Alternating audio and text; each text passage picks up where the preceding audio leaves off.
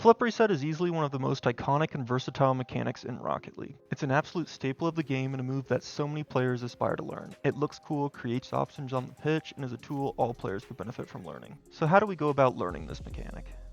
Well, in this video, I'm going to break down the basics of how to perform your first flip reset, or if you've already started training, how to at least help you improve your consistency.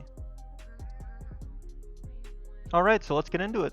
There are some basic requirements I suggest knowing how to do before attempting your first flip reset. I don't mean anything crazy, I just mean how to perform a basic air dribble like I'm doing now. To break that down even further, this means that there are 3 parts.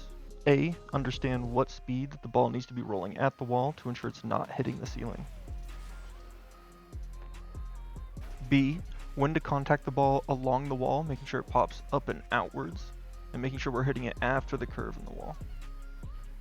And C, making sure we have the car control to be able to get one good first touch on the ball. If you would like to see an air dribble tutorial where we can cover these steps a little bit more in depth to help perfect our air dribbles, just let me know, and if you're comfortable with these requirements, let's move on to the setup. The setup for our flip reset is going to be very similar to an air dribble with one key difference. We're going to be hitting our balls straight up the wall. Now I know what you're thinking, that this doesn't mean you're not going to be able to reset the ball if it's rolling at an angle, it's just the most efficient way for us to learn the mechanic. Since we're rolling the ball straight up the wall, it's allowing us to eliminate the need for any kind of air roll, helping us improve our consistency.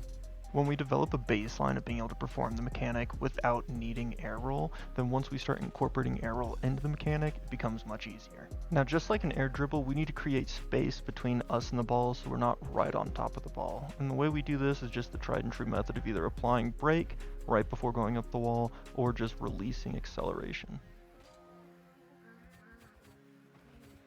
With our setup now complete, we're in the air. Just like we were practicing with our setup, we're going to roll the ball straight at the wall. As soon as we make contact, jump, pull our nose back, and boost into the ball for the flip reset.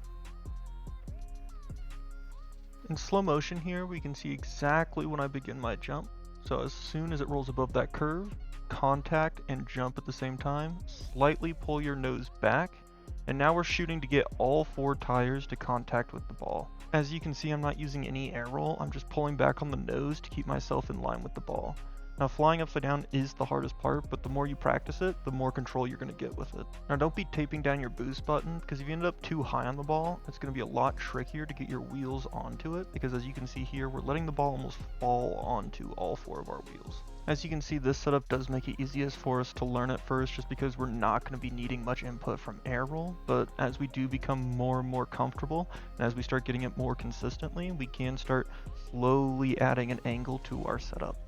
I recommend starting with very shallow angles when we do start incorporating angles, because the sharper the angle that is rolling on the wall, the more air roll you're going to need to try to align your car and its tires with the ball. As we begin to become more comfortable with our flip resets, we can start incorporating extra rotations after getting the reset and start getting different angles to flip.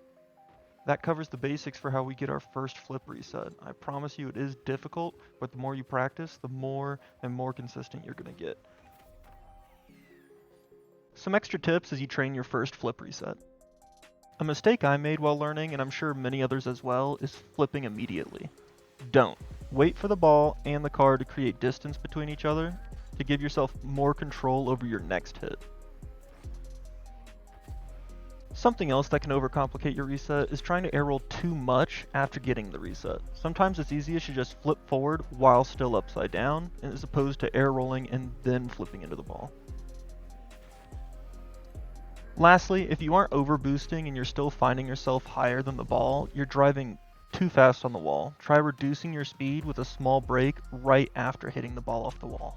Thanks for watching, guys. I really hope I was able to help some of you on your way to learning the flip reset.